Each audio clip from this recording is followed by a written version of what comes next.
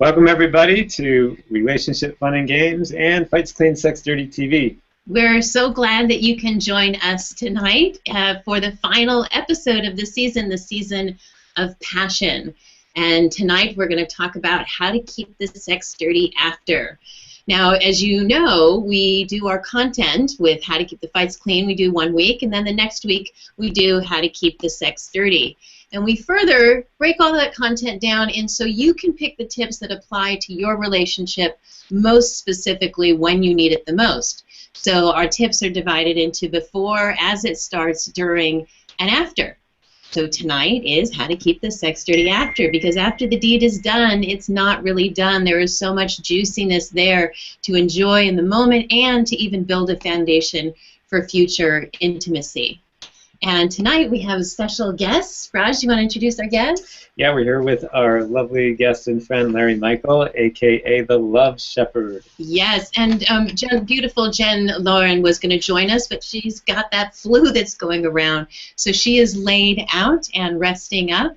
So Larry is representing. Yes, we're crying our eyes a bit, but Larry's going to represent for the two of them today. So Larry, thank you so much for being here. You know, I want to introduce him. You want to do that? No, just a little bit about the show and the format tonight, and then we'll introduce Larry and get a little intimate moments with Larry. If you're new to our show, we make the Google Hangout button live at about 30 minutes into the show. So just about 5 past 6 or so, we'll make that button live. We'll let you know. And at that time, refresh your browser, and you can click on that button, and you can jump into the Hangout directly with us and ask questions of Larry or Gabby and myself. And we'd love to see you on the Hangout. And if you do jump on the Hangout, we'll give you our cheat sheet, how to keep the fights clean, and the sex dirty cheat sheet for free at the end of the session webinar tonight. Now, when you do join the Hangout, if you decide to join the Hangout, you can go ahead and either ask your question on video, or go ahead, if you don't want to do it on video, you can put it in the comments as well, and we'll be keeping an eye on those as we go throughout the evening.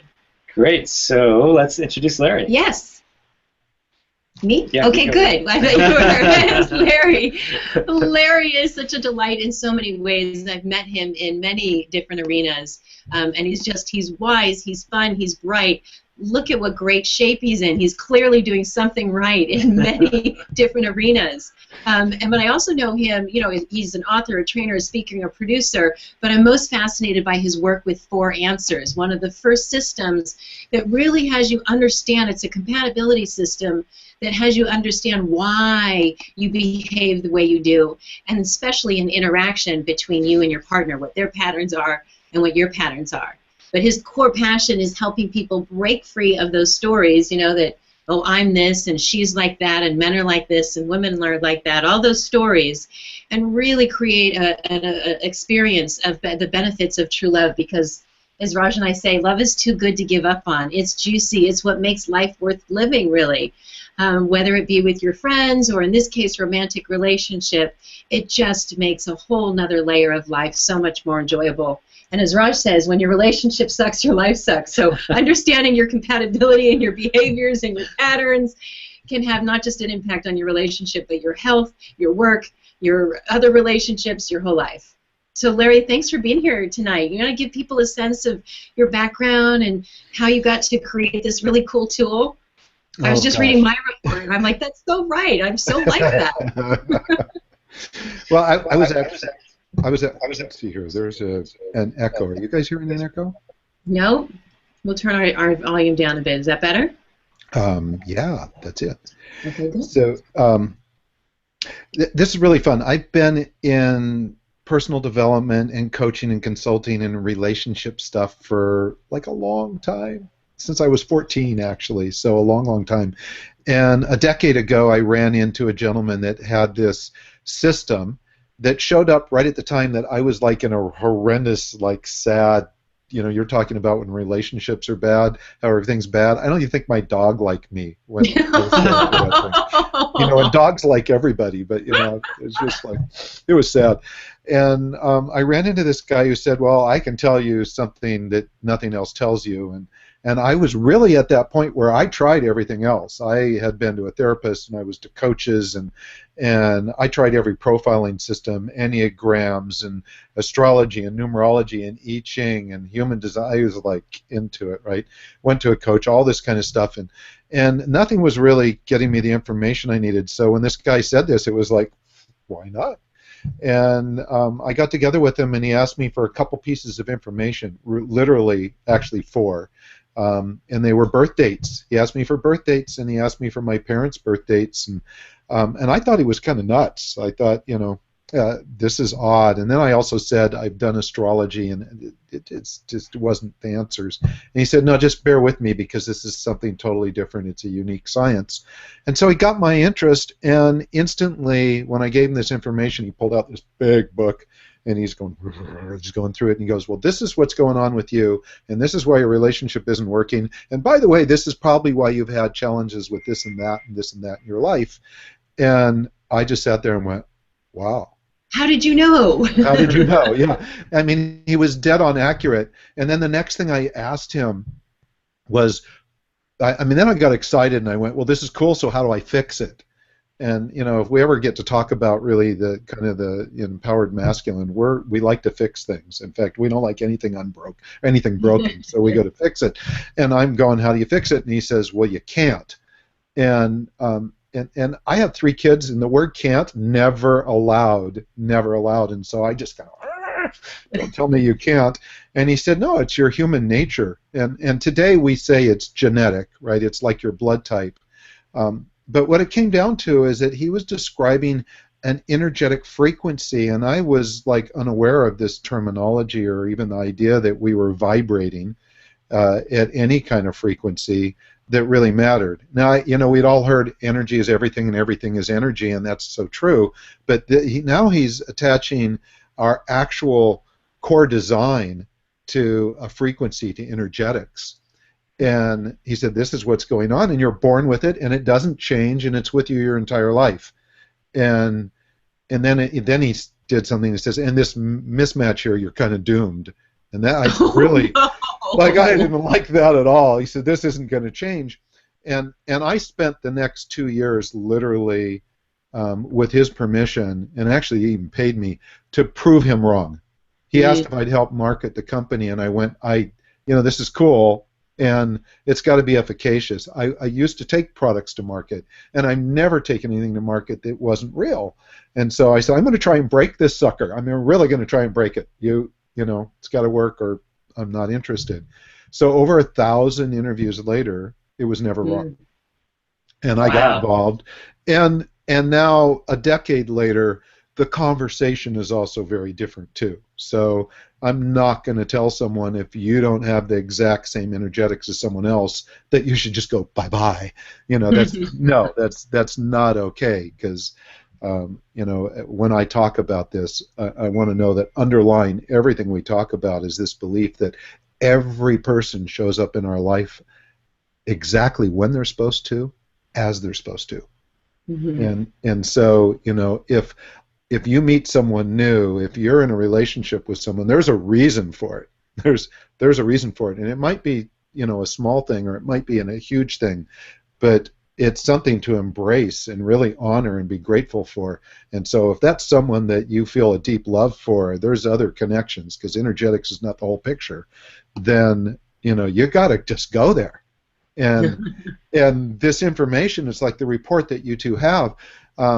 There's things that are really similar. I mean, this is an awesome report. I want your report. It's really, it's kick-ass great. And we love these kinds of reports. We've done all sorts of different ones before, and that is actually, we hear that quite often when we do some type of an assessment, that we have a lot of similarities. There's some key differences, but for example, with the Myers-Briggs personalities test, I'm a ENFJ and he's an INFJ.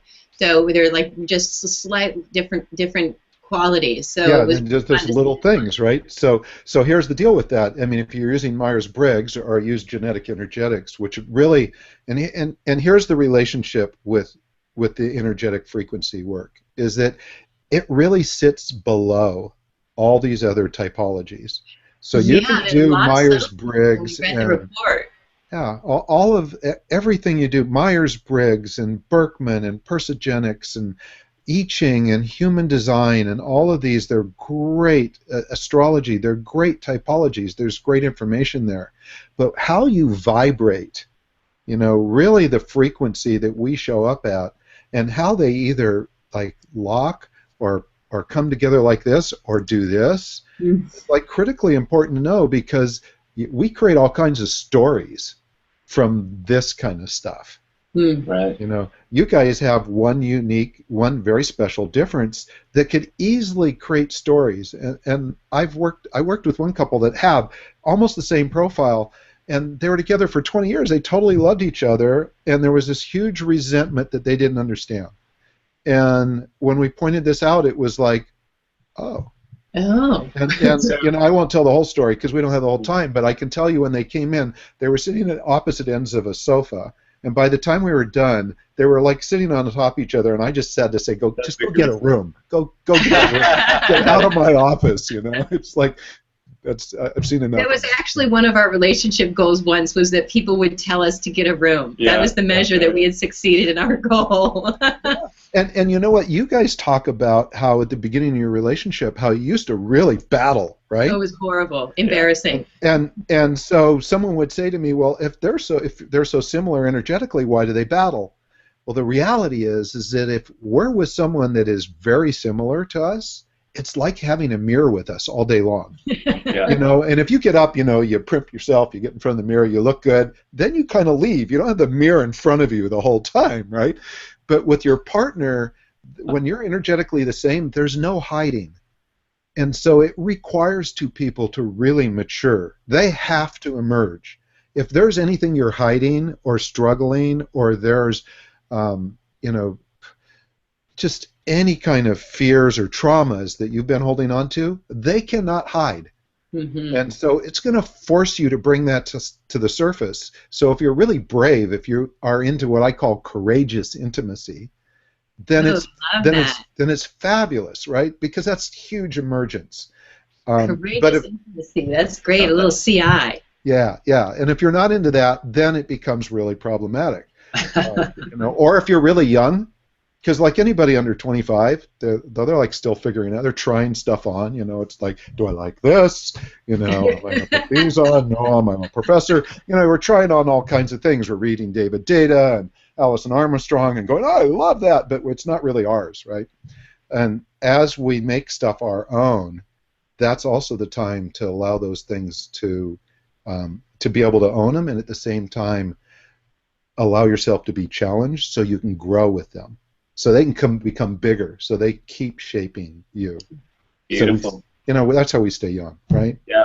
I don't know if now is an easy time for you to say what that difference is with Gabby and I. Is that an easy thing to articulate? Oh yeah, you guys have. So we have 4 lifestyle traits. One of them is communication, and this is the fun thing. Well, actually, you have 2 differences. You have difference in communication, and you have difference in what's called activity level. So the activity level piece is where, let's see, Raj, you're super active, so you process information really quickly. And, a super active person, basically from the time they get up in the morning till the time they go to sleep at night, everything's planned, right? They love to have things planned. And a matter of fact, if they don't have plans, that's when they get depressed. And all they have to get out of depression, all they need to do is plan their day.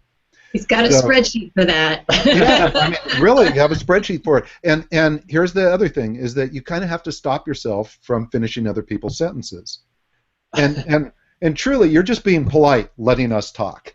You are, right? Because most of the time you know what they're going to say. So Gabby's moderate active. And it's like Gabby, when you and I met, it was like, oh, this feels so good, right? So we're both moderate active, and we can communicate with each other. We're right at the same speed. Now, we're sprinters. So when we really want to do something that's like, get the fuck out of my way, I need to get this done, and anybody that's in our way is just an irritation. It's like the fast lanes of the freeway. You know, when there's someone slow in front of you, you just want to push them off the road, right? So we're sprinters, but when we're done, we just kind of, I can relax. You know, and I don't need to know what I'm going to be doing all day long. Like, I'll work on something and then I'm going to chill. and what happens in that difference is, like, Gabby could be saying to you, hey, Raj, will you just relax, dude? You know, sit down, put your feet up, and just chill, would you? And, you know, and you're looking at her going, come on, let's go do something. So if the three of us, you know, if we're all hanging out, we should do this sometime. We're hanging out on the beach in Maui. Is this sounding good already? It sounds good to me. I like it. We're all hanging out on the beach, and we got our Mai Tais, and we're drinking them, and Gabby and I got our drinks, and you got yours, and yours is like almost gone. And mine is not gone yet. You're going, guys, what are we going to do next? And I'm going, well, I'm going to finish my drink, and then I'll decide. And you're going, you've already decided you're either going to have another drink, or you're going out on that sailboat, or you're swimming with dolphins, or you're going shopping. Actually, super active people don't like to shop very much. But, you know, you've got a plan. And so for us, the easy thing to do, if we know this is what you're like, we just go, Raj, just, you know, go do it, and come back when you're done, and we'll be ready for you. You know? Or I'm going to, like, put on my tennis shoes, and I'm going to go with you, right? But if I know that, then I don't get irritated. I just can embrace this beautiful aspect of you, and that's the key. So, yeah, it's amazing the level of peace that it creates just to hear an articulation of a difference that you know is there, but you haven't put words to it yet. It's amazing. So, and I just want to point out, one of the very first relationship books I read was How to Getting the Love You Want by Harville Hendricks and Helen Hunt. And one of the very first things they say in the book is a term in psychology called differentiation. Right. And you probably, of course, know this, Larry, but for those, you know, listening, differentiation, it's just we're different. We don't think the same. You know, so when you say, I can't believe he did that, or she did that, or what were they thinking? It's because we're so different. So I look forward to learning even more about this tool, and maybe when we get to your tips as well, you can be sharing how do these patterns and these dynamics show up in the bedroom, and specifically. Yeah, we're going to play about that, talk about that, because you two are, like, super sexy. Oh, good. and it's in your chart. It's in your chart. It says you're sexy. It's in our chart, honey. It's in the chart. I love it. I love it. I actually have a personal development folder that I put all of my personality assessments into. So, you know, when they say you don't come with a manual, I actually do. I come with a manual. Relationships are hard enough. I remember I literally gave Raj the binder. You know what? That is do absolutely. Say this. Don't say this. It's so cool. I just have the most respect for that. I had a couple come to me recently that, like, they were newly together, and they were, like, so proactive that we had them doing questionnaires and all kinds of things. In fact, there's a cool gift that we're going to have tonight that's a questionnaire that I want to be able to send to people that has to do with sex and sensuality. But, you know, that is so valuable. Can you imagine, before you really get deeply into a relationship, if you had fun just sitting down and asking questions and finding out about your partner, and, you know, and then you'd be able to talk about it? Yeah, they're switching from the problem focus to the proactive focus, because there's so much information out there to know that we all acknowledge relationships are challenging. And if you fool yourself into thinking, in fact, our webinar last night was all about the #1 reason relationships fail is you put it on autopilot. And so if you know that, don't just wait for the problem and then, you know, maybe invest some time in trying to, dissolve that drama that's happening, but instead get proactive and learn about yourself so you can head those challenges off at the pass. Yeah, yeah. And you know, and in that process, you also learn how to communicate well with each other. Absolutely. I mean, even Jen and I realized, and we're the same communication style, but she has different belief systems than I do, and different history than I do. And so when she expresses something to me, I'm going to hear it based on my own experiences, right? So I may not get how really potent what she's requesting of me is. Mm-hmm. And so if we don't get into conversation about it, I could just go, okay, I got it, I understand. And next thing I know, I have completely fucked it up. Totally, like, whoa! Now I am way like off in a base on that one. doghouse, you know. And again, my dog doesn't even want to be with me.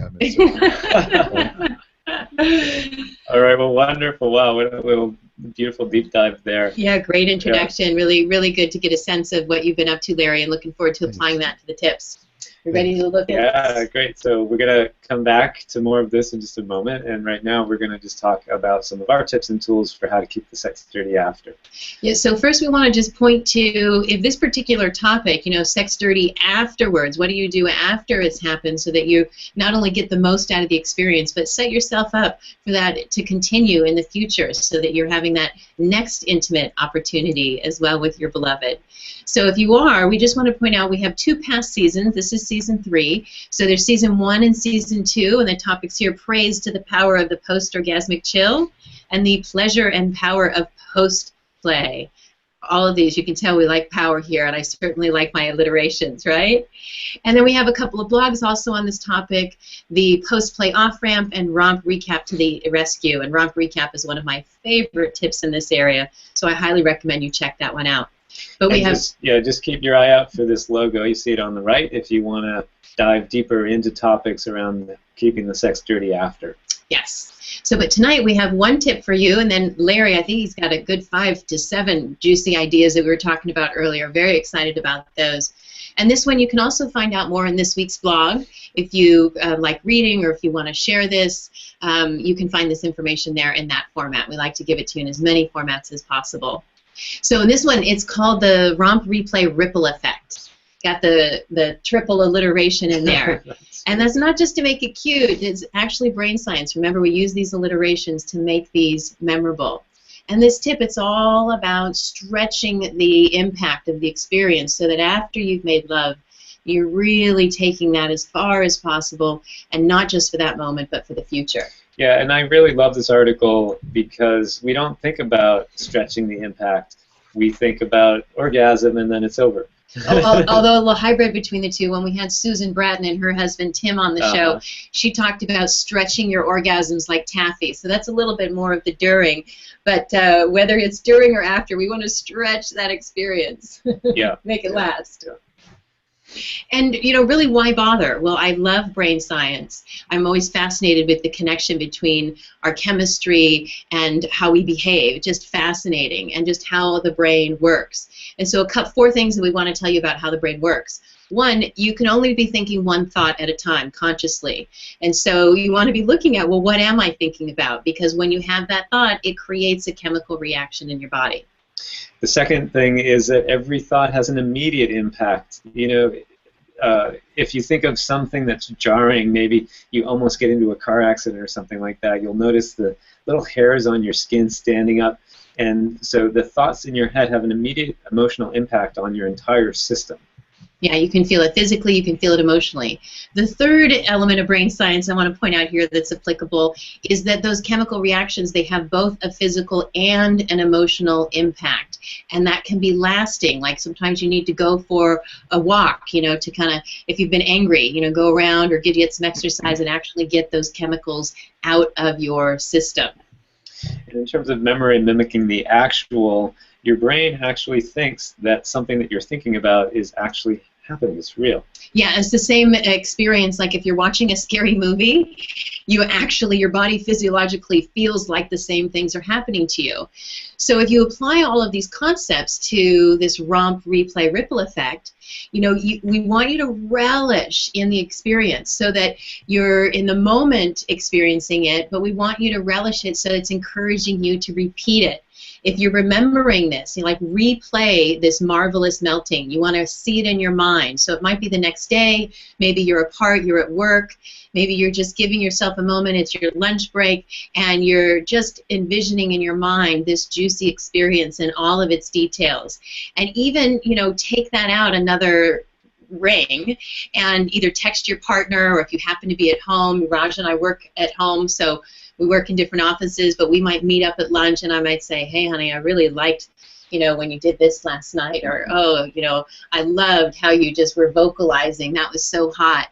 And you actually get the same endorphins and chemicals running through your body as if you had just had the experience. So you get those physical benefits for yourself, You get the emotional benefits and connection with your partner, and let that ripple out into the world. This picture of this ripple of this drop of water is, you know, like when we talked about booty before brekkie, you know, you do that, you go out to work, you have a whistle in your, you know, a skip in your step and a whistle on your mouth, and, you know, you go into work and it's a better day, and everybody else is having a better day. It's contagious.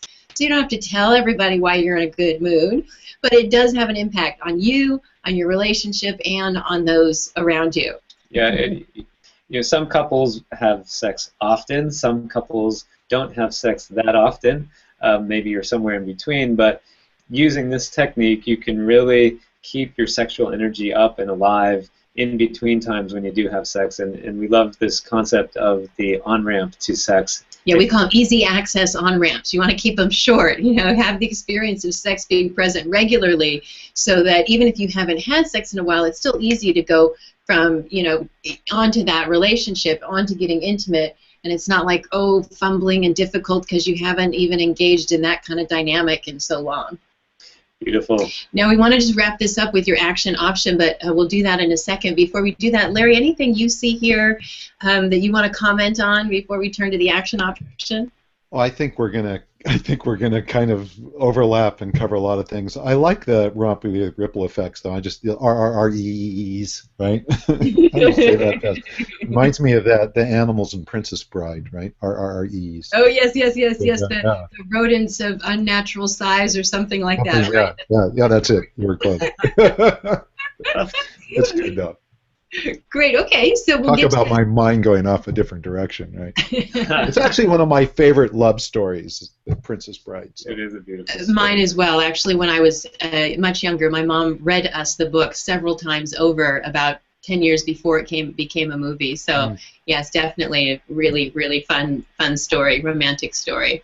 So yeah, why don't we then jump into the action option, and then we'll explore with your tips. Great. In just a second. So for the audience out there, if you've watched our shows before or if you've read any of our blogs, you know that we don't like to just give you a tip. We want to really make a specific call to action, because ideas are great, inspiration is great, but if you don't ground it in some forward action, it's going to disappear. Because, you know, you go from your kitchen to the bedroom to go get something, and you're like, what did I go into the bedroom for?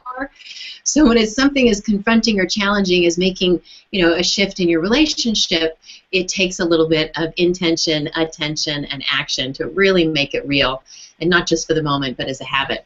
So in this case, with the action option, create first some enjoyable and intimate experience for some super satisfying sexy time is what we like to call it, right? Yeah. But because you can't do the replay if you don't actually have the sexy time. So you got to start the tip with there. You got to create the memory first, right? So those are some other tips on how to create that, make the time for it, all of that. But once you've done that in step one, then the next day, let yourself reminisce, daydream a little bit, see the details, use all 5 of your senses. And then step 3, just keep relishing in that moment, but share it with your beloved. You know, tell them, you know, about some delicious memory that's lingering from the night before. You know, you may whisper it to them in their ear. Raj loves it I love it when Raj gets anywhere near my ear. You might send it in a text if you're apart during the day, or just to tell them in some fun way. And then the bonus round is just, as I mentioned, it's not just you and your partner, but when you're in this great mood, the impact it has on others around you. So let that joy and juiciness inspire others. So if you want to know more about that blog, Raj has got the URL up there. Maybe Sarah, our moderator, you can copy that and put that in the comments, possibly, so people can find that with greater ease and share it if they like this tip and want to share it with others. So that is the Romp Replay Ripple Effect.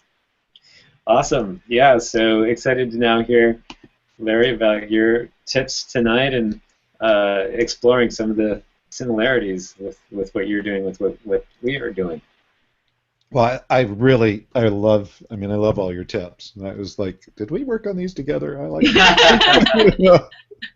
Great minds think alike, Raj and I would say. You know, I think the key, one of the pieces that is important to start with, even before we get into my tips or these suggestions, is that we really need to understand our partners. We really need to take the time to get to know what they love, so that we can have that incredible, intimate, juicy, yummy experience in the bedroom. And so the tips that we're talking about now are kind of like after sex, but before we even get to after sex, we've got to get to, we have to have this place where we get to know each other sexually and sensually and how we want to interact. Mm-hmm. And it's just, how do we love to engage? And then, how do we like to play afterwards? So, like, we came up with this questionnaire that was about what really turns you on. And there's a what really turns you on, during, before, during, and after. Right. And so, like, some of the things, what turns you on? It could be love letters. It could be car sex. It could be dirty pictures, right? It could be shopping for mattresses in Costco. I don't know. Or some people love public displays of affection, others don't. But to just know that about your partner so you can have fun with it and embrace it. And also, like, what scares you? What, where are the edges? Because I think we really need to play on the edges. We really need to stretch ourselves to find those edges. And that's not to say... John Benson and Rose Cole were on the last episode on Keeping the Sex Dirty During, and they talked about what they called pleasure boundaries and exploring the edges of those pleasure boundaries. Yeah. I mean, even orgasm, when we talk about orgasms, we've all heard the term edging, right? Which is bringing someone up to almost orgasm and then coming down and almost and coming down, almost and coming down, until finally they just, like, they're either going to kill you or you take them to orgasm, right? And so, but discovering those edges are really important. And it doesn't mean that you have to get tied up or you need to be spanked or any of that. There are edges in every parts of our life. But so, again, that, your little file in your drawer, I hope it has, and if it doesn't, it's going to have soon, a list of what you really love to do sexually and sensually. What is that intimate, courageous sexual intimacy? Where does that take you, right? And this is the questionnaire that you're going to give everyone at the end of this call? Uh-huh. Great. I really awesome. Looking forward to that. I'm gonna make them jump through a hoop to get it, but they're going to love the hoop. Okay, good. It'll be a fun hoop.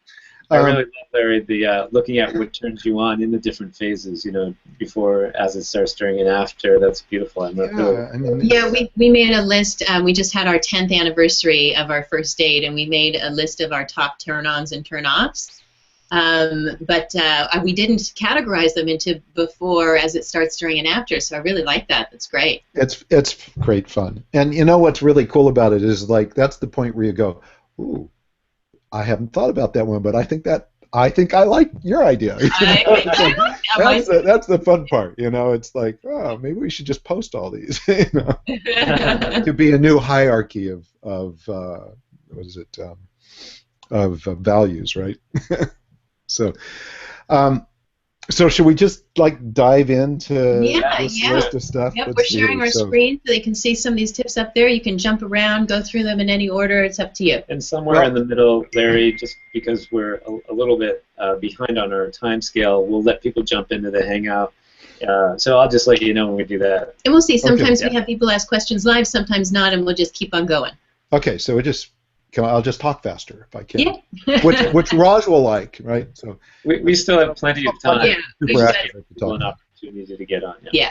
So the first tip here was, like, let's talk about sex, baby. Come on. And what this is about. Now we're going to make an assumption here, and the assumption is you either moments ago or not too long, either last night or it was like moments ago, you had the most beautiful, deeply sexual, sensual encounter that you remember in a long time. It was awesome. Okay? And so now it's over.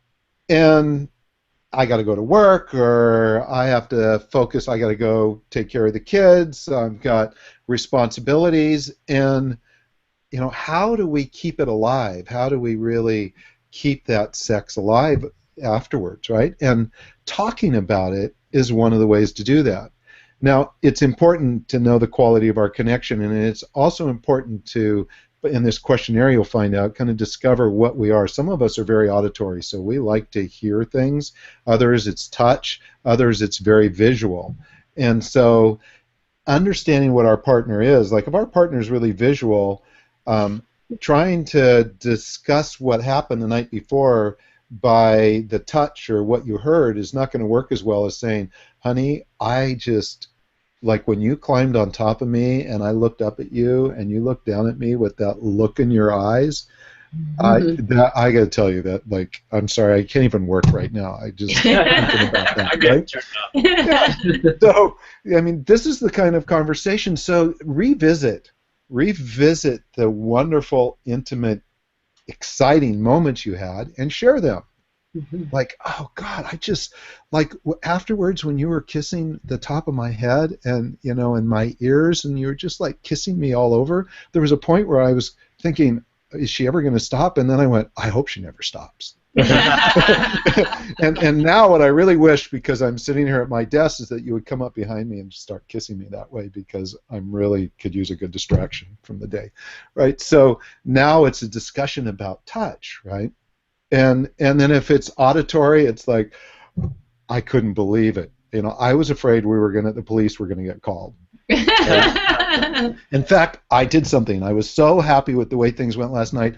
I went to the store and I bought this plastic parrot, so people would think we had a parrot in the house. But we could just, we could go all kinds of different ways, but it's not very difficult when you think about it, and if you allow yourself to talk about the sex you had and how wonderful it was.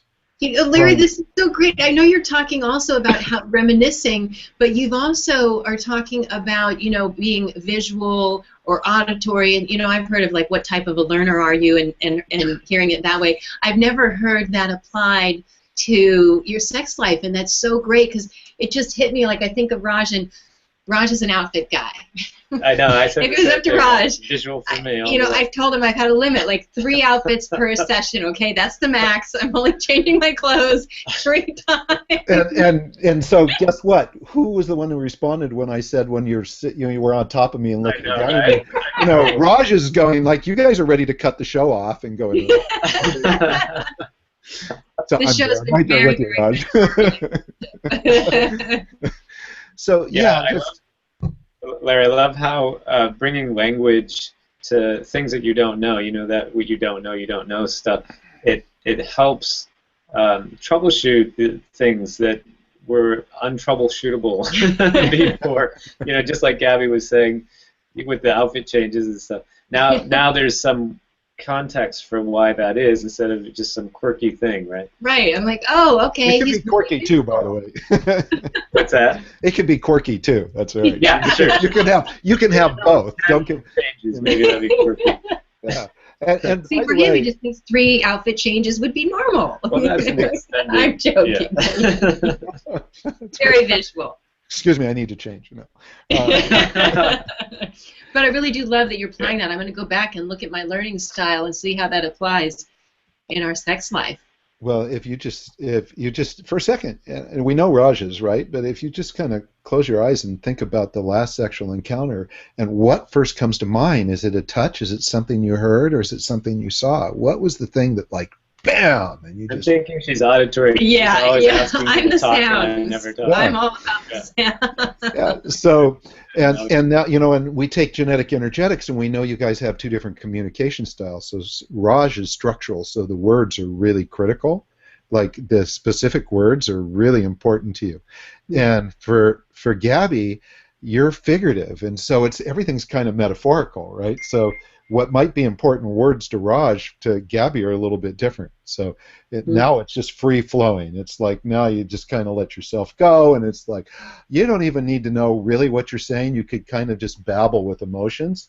And this isn't to say you babble, but it's really that the words are not near as important as just this expression. Right? Yeah, I do think out loud. Sometimes I'll warn someone, I'm like, okay, this isn't coming out already organized. This is just, Larry, I'm just going to let the audience jump in if they'd like to. Or join the Hangout button is live, so if you want to jump in, refresh the browser and click that Join the Hangout button, and you can join us live here. And as Gabby mentioned earlier, you can either unmute yourself and ask questions as we go here, or type them into the comment window. And again, we'll give you that cheat sheet if you join us live tonight. So great, Larry. So I think we've talked about maybe the first 4 or 5 here. Let me know if I've missed one. But what's this resting in the valley? But if we missed one, go ahead and go back. Well, what we definitely need to talk about is what sexual response type are you? Oh, good. Yes. This one.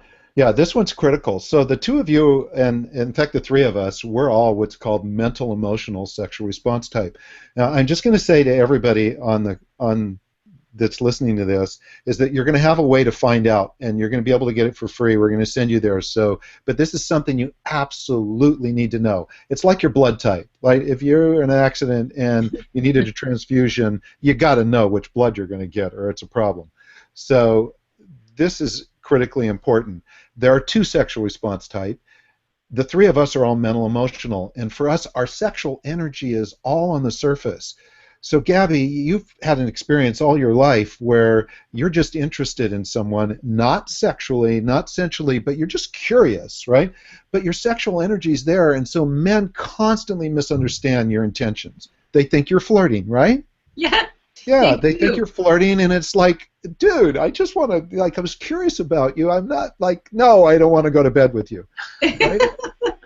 and so what's going on there? It doesn't matter what you were wearing. You could come in off a, riding a dirt bike covered with mud, be stinky and sweaty, and remove the goggles from around your face, and all we see is the skin, and we're going, oh, she's so sexy. And it's because your sexual energy, a mental emotional sexual response type person, our sexual energy is on the surface, and we use it to propel us through our lives. If we're not engaged in sex, we hardly need any sleep. Now, if you guys have lots of sex, you need sleep. I can tell you that. So, and Raj, yours is the same. So the same thing can happen to you. You can be interested in a woman, and a woman's thinking you're hitting on her, and it's like, and it can be very uncomfortable. Like, it's like, wait a second, I'm just curious, but there's this standoffish kind of sense that you get from the other person, and you're going, what am I, is my zipper down? What's going on, right? And it's just that sexual energy. So being matched here is really valuable. And here's the cool part about this. This is where it's important. The way that you approach sex is slightly different than the other sexual response type, which is called physical. So for both of you, the prelude to sex is really important. So romance, candles, music, just kind of, feeling sexed up, feeling adored and appreciated, all this contact is really important. Raj's outfit. Ambiance man, because he's so into the candles. He's got boxes and boxes of candles. And so here's what he's doing. When he's putting the candles on, like if I'm lighting candles and making dinner and I go get flowers and I put on music, I'm doing my own foreplay. That's what it is. It's like, that's my foreplay. And so, like, when you show up, I'm ready because I got the candles. I got that all ready. I got that all nailed down. But if I wasn't ready and you just came home and said, babe, let's do it. And by the way, we're totally capable, all of us, of having quickies, back of the car, in an airplane, wherever, right? We have that capability, but for a mental, emotional person, just diving right into sex is not going to sustain us. Yeah. So now, if your partner is physical sexual response type, if you're both physical, you're gonna match energetically. You're like this. If you're different, though, you come together like this, and there's this huge, beautiful connection. But when it's over, it kind of goes like this. It's just, if you put your hands like this and you try and pull them apart, you're kind of there. But the two different sexual response types, they meet here, and they can have a beautiful experience, but they easily slip away. And so we need to know how to keep ourselves engaged, especially if we have a partner where we're different. And the physical sexual response type person, their sexual energy is all held inside. So it's held inside really for their partner to come release it for them. And you usually can tell these people, by the way, a mental emotional person is not going to be very provocative in how they dress unless they dress that way for their partner. The physical sexual response type person is lots of cleavage, tight-fitting clothing, and the reason why is that if you put physical and mental emotional next to each other, people notice the mental emotional and they don't notice the physical because they pick up on the sexual energy. And so this is not saying who is going to like lingerie or anything like that, but it is, if you see someone dressed very provocatively, there's a good chance that that's a physical sexual response type person, and that's part of how they get attention. Now, they don't need the candles. They love the music and love the candles. They might like all that. They totally could appreciate all of that, but they don't really need it. And in all the interviews I did, there was two things that would be said to me consistently when I would describe this, and I'd say, so they go, well, I like all that, and I said, so do you need it though? And women would say one of two things. It would either, no, just do me, or just fuck me. You know, it was like one of those two things, and I got to the point where I thought, did you talk to the person I talked to before this? Because everybody's saying the same thing. The physical engagement is critical. So here's the deal, though. If you're in bed and you have a beautiful connection, for a physical sexual response type person, just because the incredible orgasm happened, they're not done. Mental emotional, the prelude to sex is really important. Physical, the aftermath is really important.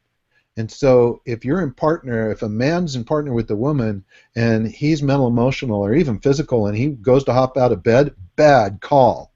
No bueno. You don't do that, right? So you don't get out of bed till she says we're done. Right? And that might mean let's cuddle and hold each other for a while. That might mean, just please just kind of bite my neck here, just, whatever it might be. But just know that to exit quickly is going to be a sign at an other than conscious level that you don't get them. And if you do that too many times, what the person will do is start to shut down. And so when we see people that are sexually, they have two different sexual response types, and one shutting down and they don't know why, it's because other than intentionally, their partner has missed it when they were on fire. Mm-hmm. So very, very interesting how there can be societal conversations about don't get out of bed right away, the woman wants you to stay. But what I hear you saying is it depends on the person. On the type. Well, definitely. And by the way, there's going to be mental emotional people who are going to say, well, I like to hang in bed, I like to cuddle, but it's not critical. And this is the piece that's important. It is critically important to know what the sexual response type is of your partner so that you can embrace it, so that you can honor and acknowledge and be there and really understand what it is they need. And by the way, this breaks a whole lot of belief systems that you're going to hear from people like David Data or Alison Armstrong about men are or women are. This whole concept about men's source from their core up and women's source from their head down. When it comes to the two different sexual response type, that's throwing a bit of a kink into that. Because a physical sexual response type women, some of them feel like there's something wrong with them because they totally sexually source from their core. They kind of come like this as opposed to just straight down. And I've talked to so many women that felt that there was something wrong with them because of that. Not at all. That's just the way they're energetically. That's their genetics. Right? So understanding that, it's like not all men are physical and not all women are emotional. It's 50-50. And just, that changes the whole appreciation for how we sexually engage. So that piece. I like that it gives us another dimension in the complexity rather than just, the masculine, feminine, the men are from Mars, women are from Venus, that there's more nuances than that. Yeah, John Gray and I have had some really interesting conversations. Yeah. So, I mean, there's just more to it, right? There's more to it. That's the Yeah, it's really fascinating how there's so much we don't know about how we are sexually, and again, we're just expected somehow to figure it out, and we get frustrated when we can't, and then we tend to give up. So I love all these tools to really empower you to further and deepen your sexual exploration with your partner. It's beautiful. Oh, yeah. And it really acknowledges the complexities, that, as Raj said, we're not taught this, and it's something we're just supposed to be good at. We're not taught anything. I mean, we've got the worst educational system around sex on the planet. It's sad, right? It really is sad. Even today, there's just not enough information shared. And I think we can change it. We really can change it in a lot of ways. And it's not just energetics. It's understanding sexuality and the divine feminine and the empowered masculine and feminine. All those things are really critical conversations that need to be happening now. So, the point here about an orgasm doesn't mean we're finished. That really talks specifically to a physical sexual response type. Hot shots and turn-ons. This is so funny how we came up with some of these, but there are. Actually, I want to just jump to one because we don't have a lot of time. Down here where it says anchor in with breath and adoration.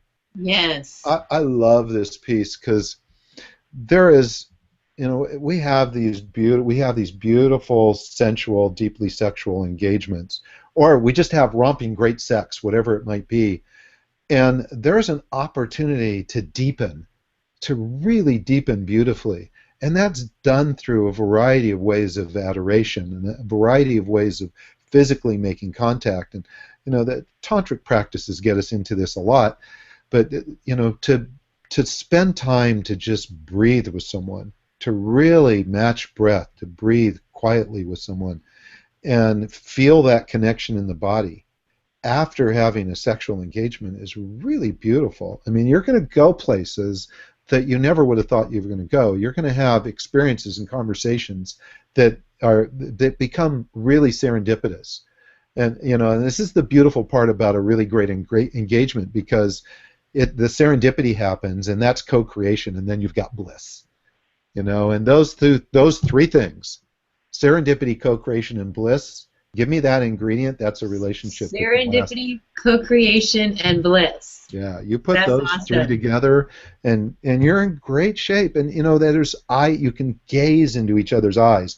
And I'm not talking about staring, there's a difference, but actually gazing into someone's eyes and gazing deeply into them. And a gaze means you're letting yourself be seen while you're seeing someone.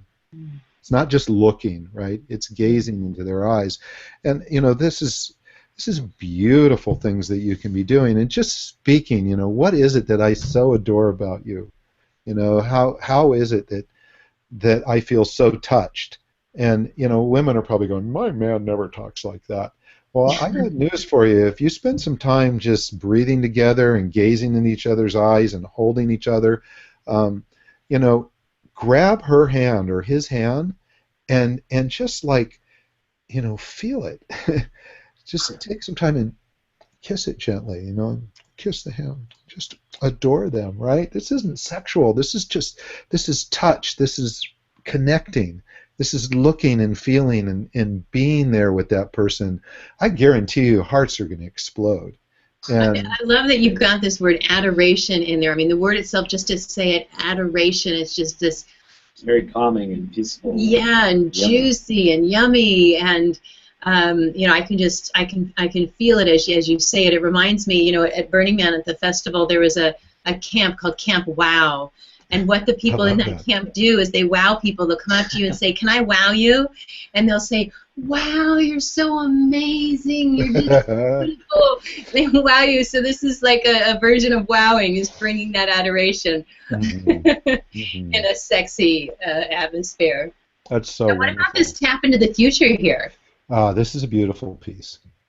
So, I forget to do this, and then when I remember, it's like the most beautiful place to connect. So imagine, take yourself into the bedroom and take yourself with your, with your beloved and adore them and enjoy them. And in that moment, you can either do this while you're still engaged sexually, but definitely when you're done, before you let each other go, have a conversation about what is it that we'd really love to do? Like if I could have the future be whatever I want it to be, what would that look like?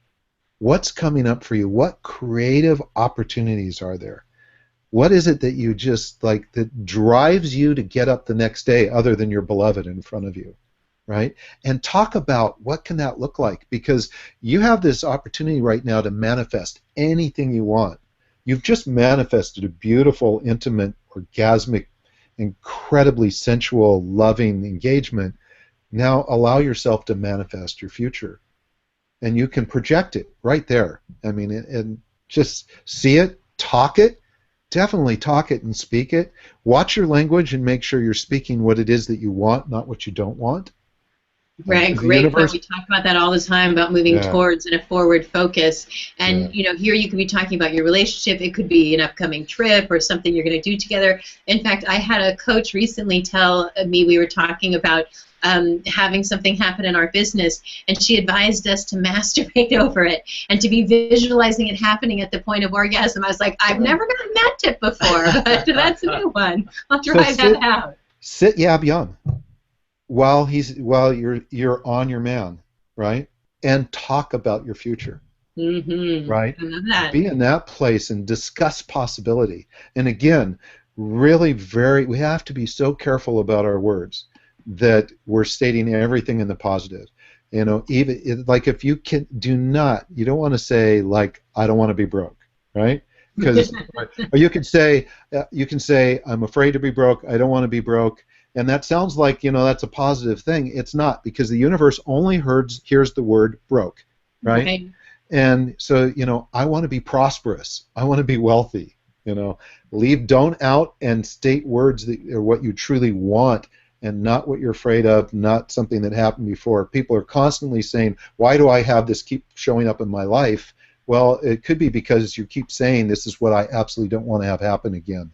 Mm-hmm. So, you know, state things in the positive, look into the future, and allow yourself to manifest. We are all powerful manifestors.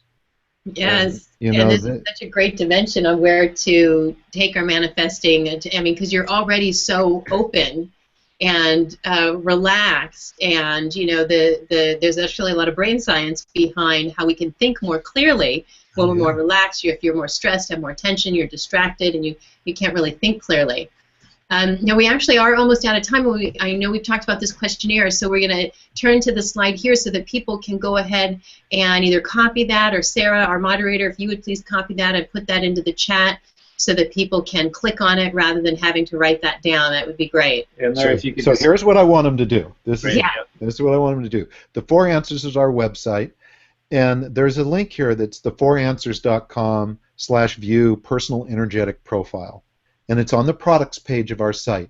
So what I want you to do is go there and run this profile. It's free, and it's going to tell you what you are energetically.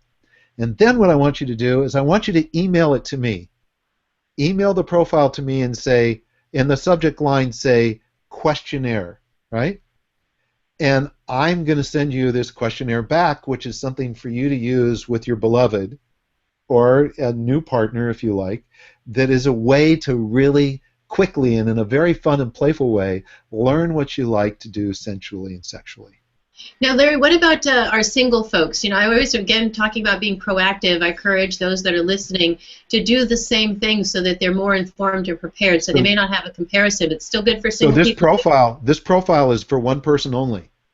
So this is your personal energetic profile. It's not what do people, it's just you. Great. So it's for anybody, whether you're single or not. And I'll tell you what ends up happening once people run these is they now start running their friends and they run their children, because this is unbelievably powerful with kids, and it's unbelievably powerful in business. Before we hire anybody, we look at these profiles. So, you know, this is going to have multiple usages for you.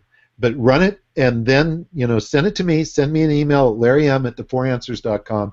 Put in the subject line questionnaire, and I get to see you. This is the fun part. So I get to see what you are energetically, which is just helps me tap in. It's just like my own little. You're giving me a little gift back, and I thank you for that in advance. And in exchange, you get this questionnaire. So you get 2 gifts. I get 1.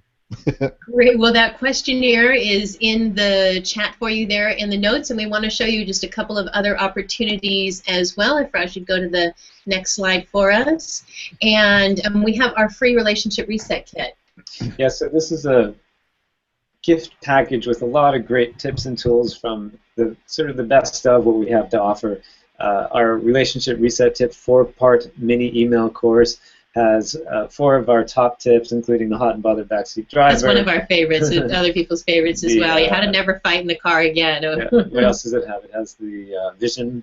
Yes, it has the Mastering Mini Seductions as well. All sorts of great tips in there. But this is just, we want this, the world needs more love in it. So, you know, if you haven't yet gotten your relationship reset kit, it's there for you for free.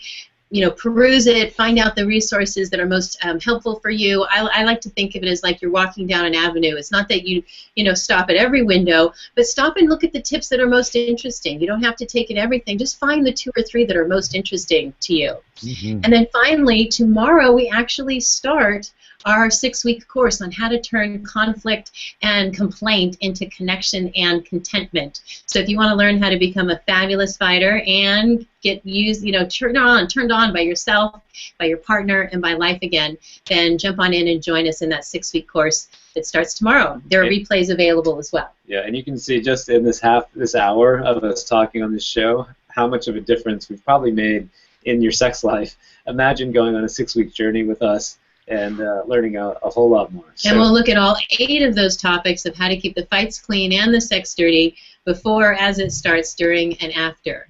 So join us because we are delighted to support you. A playful, peaceful, passionate relationship is so worth it. Larry, thank you so much for being here tonight and all that you do for relationships and your show and your assessments. It's just incredibly helpful, and I know you just live it. I know it's your work and all of that, but you're truly living it, and it's just such a pleasure to have you.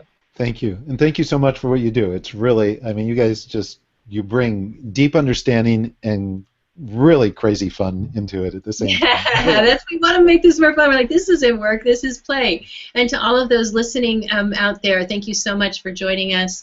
Just know that it is possible, it is worth it, and you're worth it. And we're going to make it a lot easier and fun. So come join us. Yeah, and that brings our 3rd season, the season of passion, to a close. We'll be kicking it off on May 25th. Yeah. With the season of... It is now going to be the season of play, summertime, right? So we've got the season of passion, the season of play, and then during the holidays when it's real stressful, we have the season of peace. So get ready for that, and we'll have some goodies for you between now and then. But we'll go back to our live shows in May. So thanks so much for joining us tonight for this last episode. Have a fantastic evening, everybody, and keep it playful, peaceful, and passionate, and as we like to say, save being nasty for your sex life. Yeah, wear the halo when it comes to the arguments and your devil horns when it comes to getting it on. Good night, everybody. We'll be sending you your cheat sheet right after the call tonight. Thank you.